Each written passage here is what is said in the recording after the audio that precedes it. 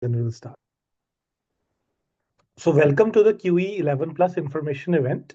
So before we jump into the various topics, let's have a brief of what we're going to discuss today. We'll start with a brief introduction to the 11 Plus. In particular, we'll talk about the exam pattern and scoring. We'll look at the timelines to apply for a place at QE. We'll talk about general parameters while evaluating if a school is right for your child.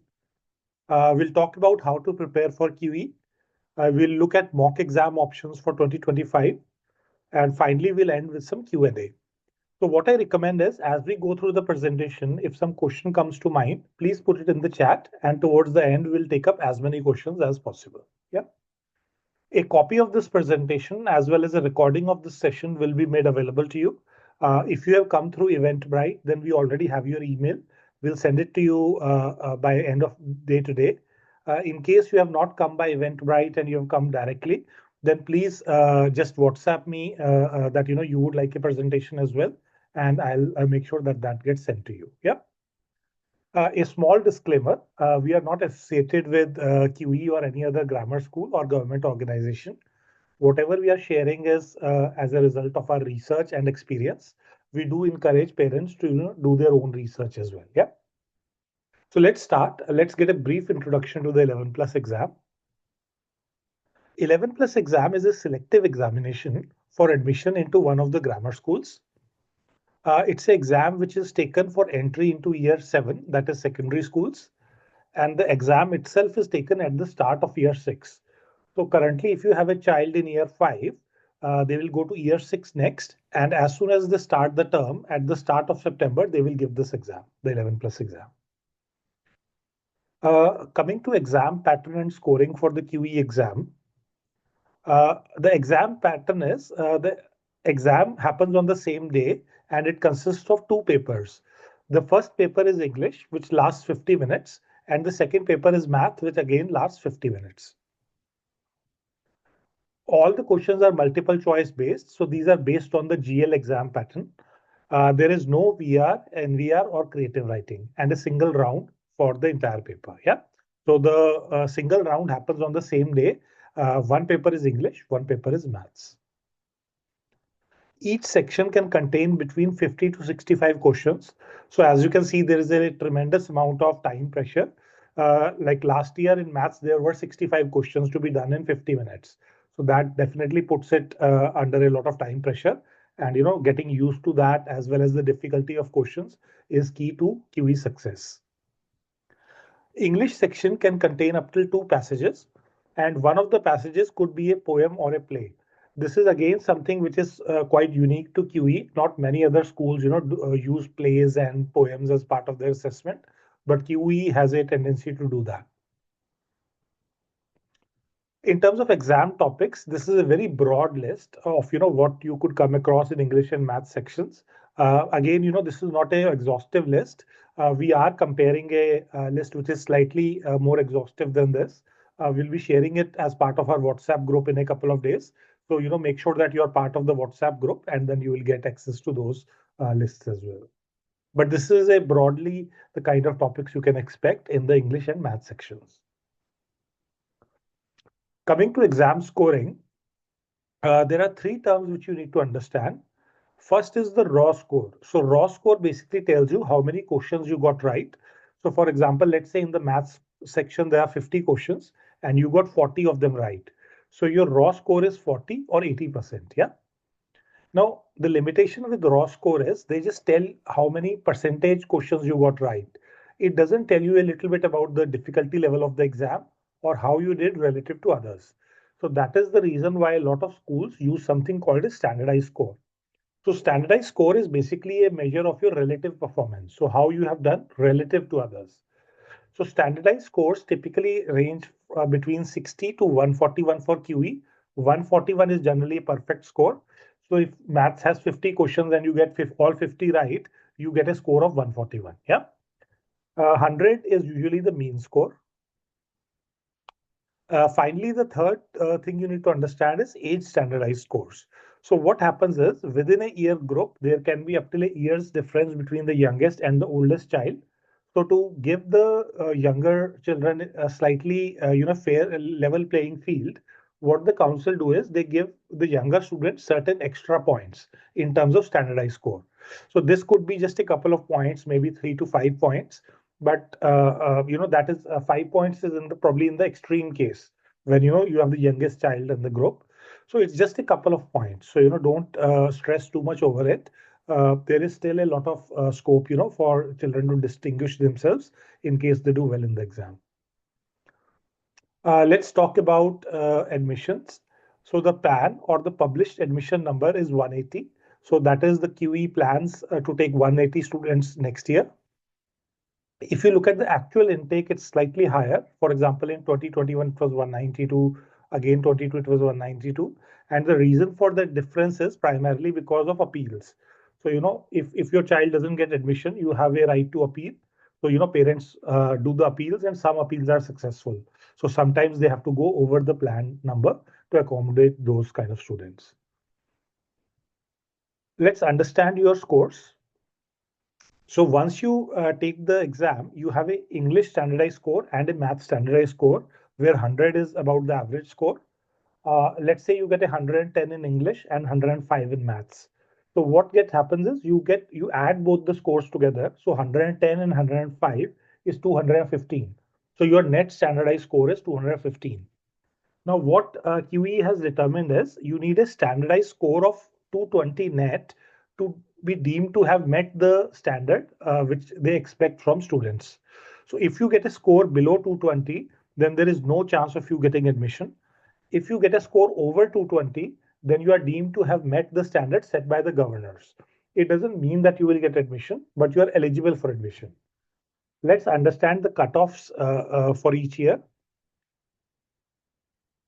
So while 220 is the minimum required score, usually the cutoff is a little bit higher. So if you look at this last column, this gives you the cutoff across various years. So last year the cutoff was 235. So if you had a score of 235 or above, you are likely to get admission. This year the results have been released for students who are going to join this year. Currently, only the round one results have been released. Round one means admission round one. So March was the national offer day.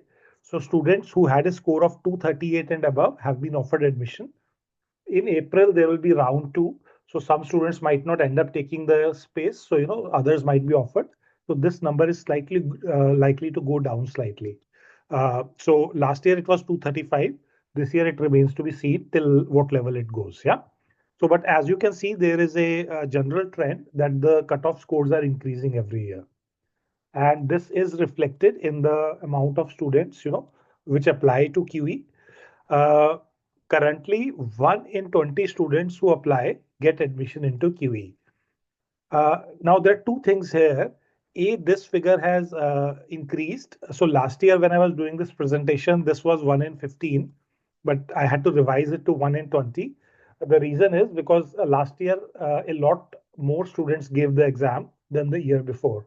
Part of the reason could be because the government has increased the fees for private schools. The VAT coming in, you might be aware of that if you were keeping up to date with the news. That is why private schools have become a lot more expensive.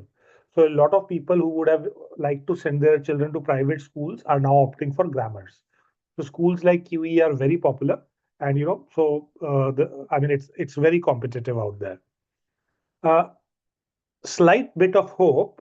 This number is a little bit misleading as well, because it is not like 1 out of every 20 students is getting selected.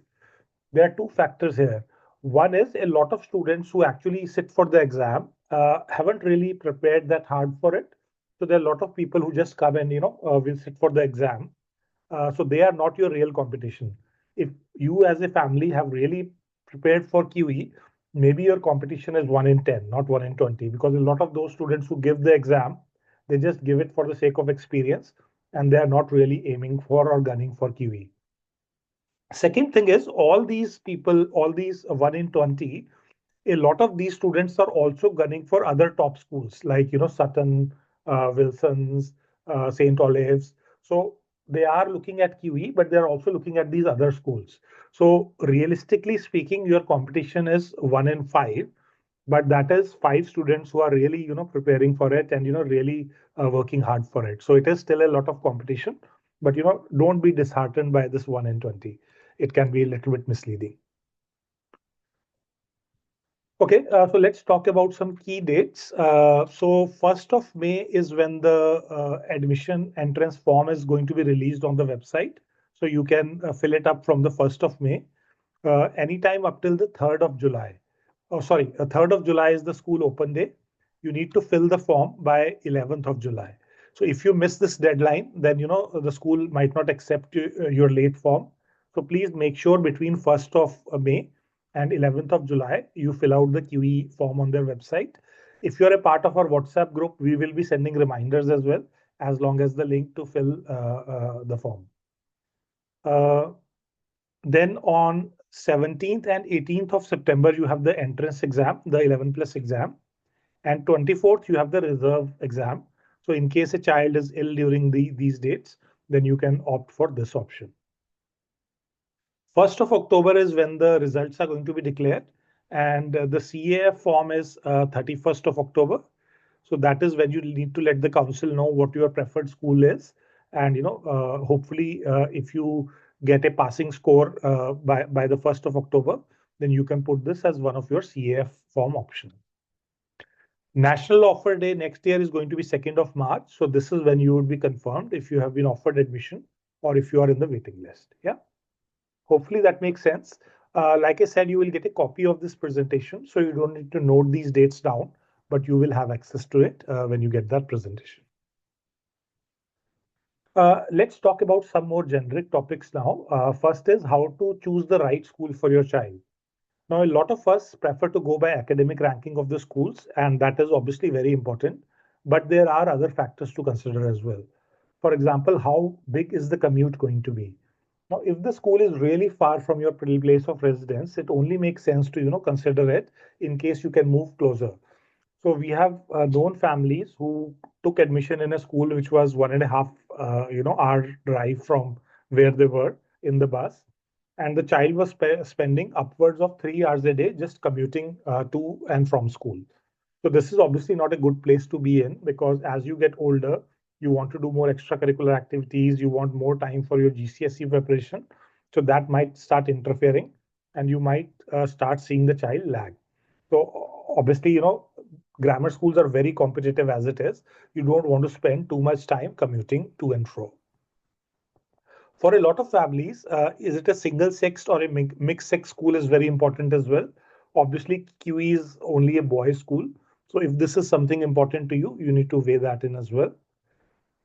School demographics. So this is a lot of issue with a lot of people, raise. So do you want a school which is more representative of the community, or are you okay with a school which is slightly polarized in terms of, their demographics? So, it's a personal choice. Schools like QE do tend to be slightly polarized towards certain demographics. But, if you are okay with that, obviously it's a great school. School infrastructure and school specialty become important as well. So, for example, if your child has an inclination towards music, towards cricket, towards something else, so does this school support that?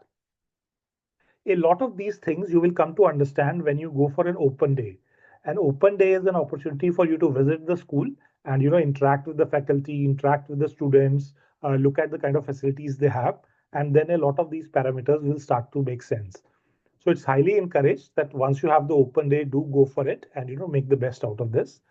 QE have a video prospectus as well, so which is available on this link. So they kind of take you through visually, what kind of facilities they have, what they are known for, etc. So it's a very good prospectus. So definitely go through it, but it is not a replacement for the open days. So do try to go to the open days and ideally take your child along with you as well, so that they can experience things firsthand and hopefully get motivated by it. Yeah.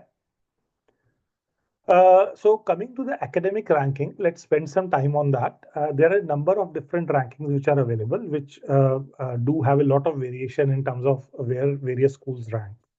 The one we recommend is this Good School Guide. So it kind of helpfully, divides schools by attainment rate and progress rate. So what attainment rate is, it looks at the 8 most important GCSE subjects and what the children have attained in their GCSEs. So that is attainment rate.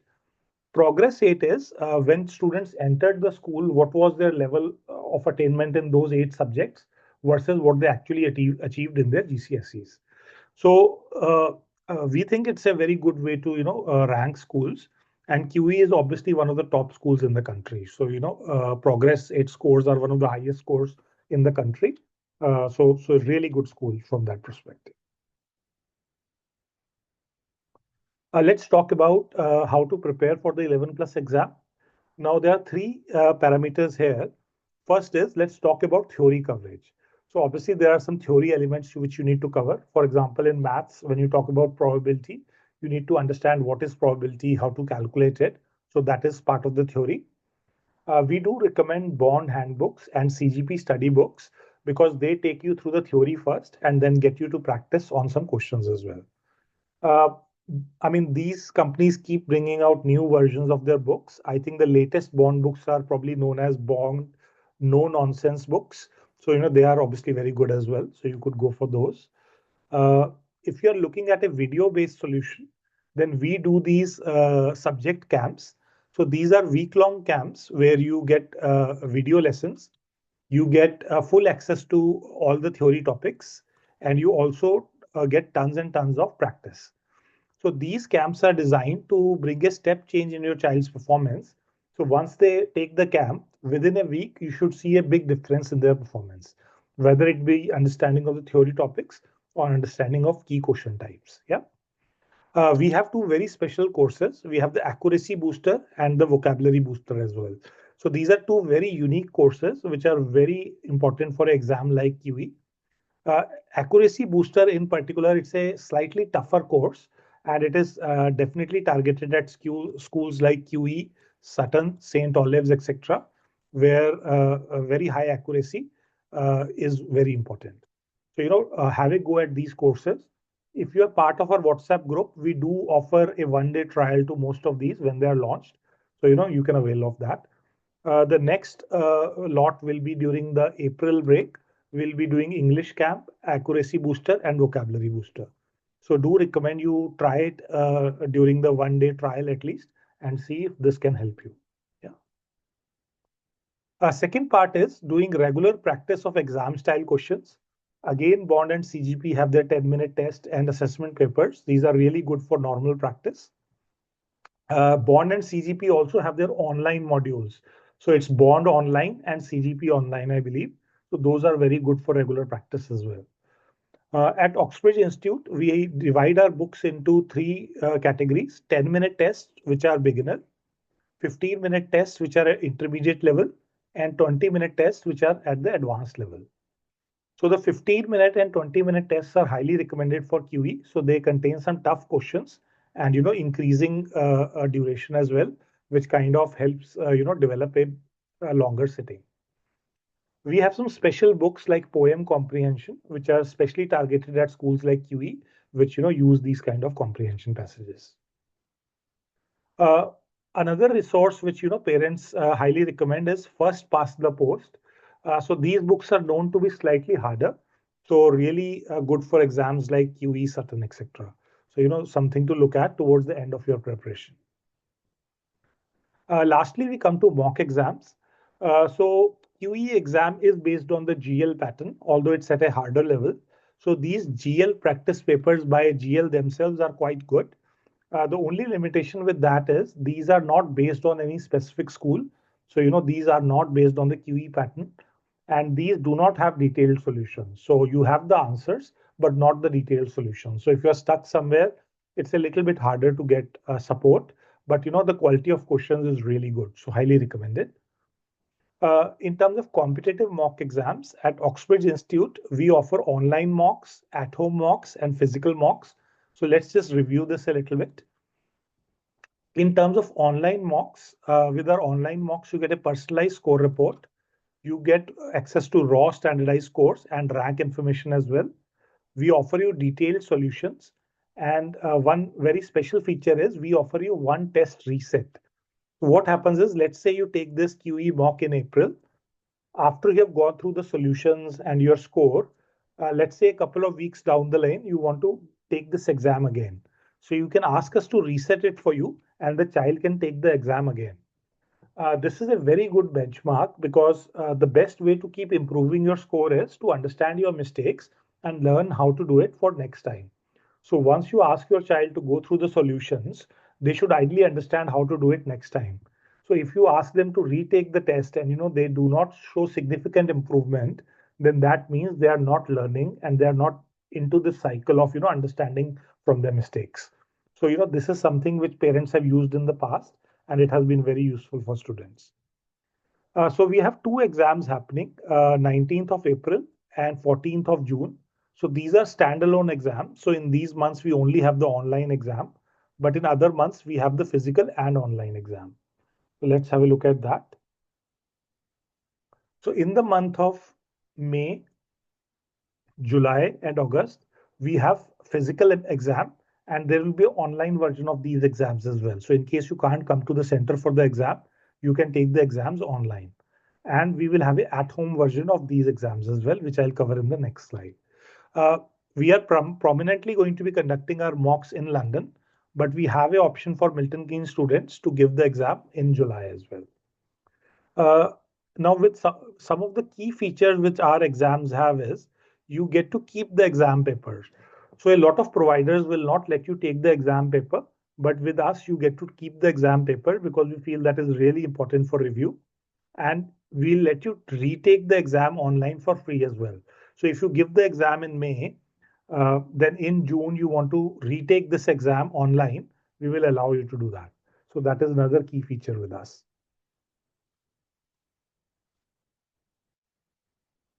All of our mocks, the physical mocks, are brand new mocks made in 2025.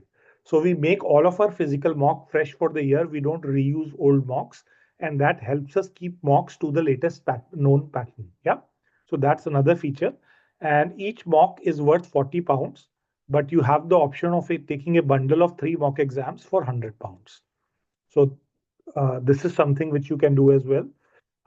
Another thing you can do is you can mix and match. For example, let's say you are planning to give the QE exam, but you are also planning to give the GL exam in Milton Keynes.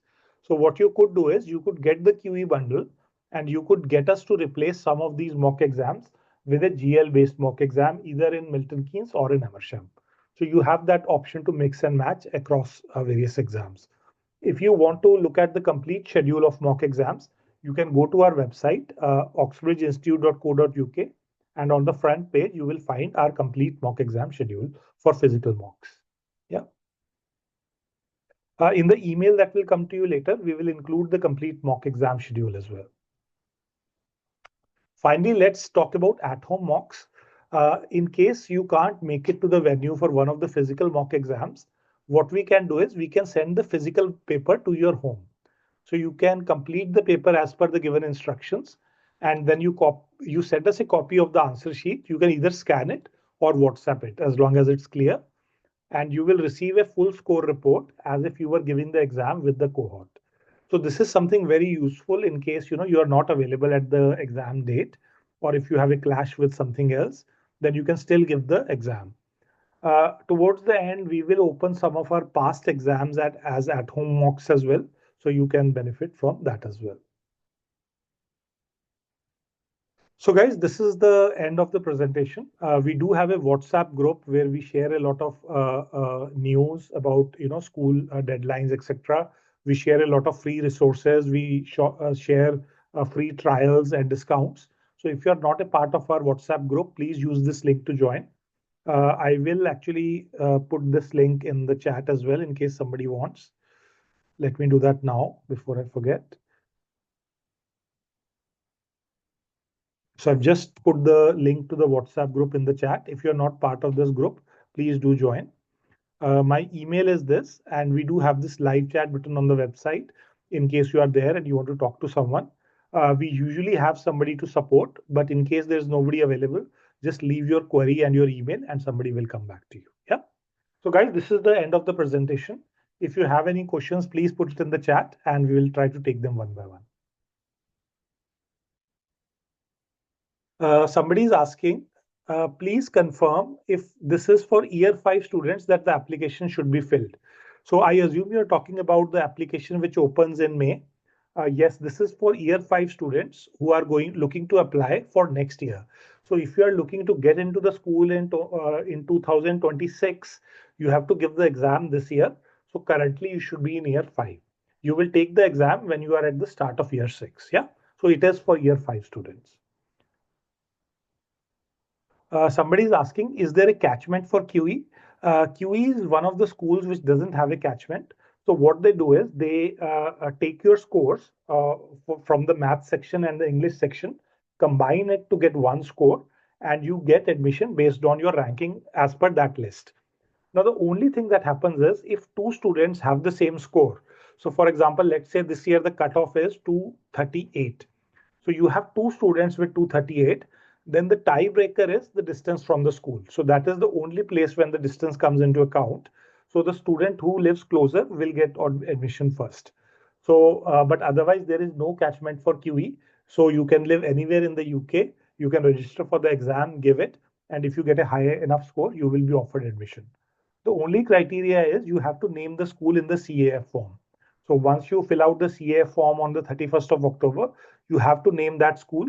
If you don't name that school, they will not consider you for admission. Yeah.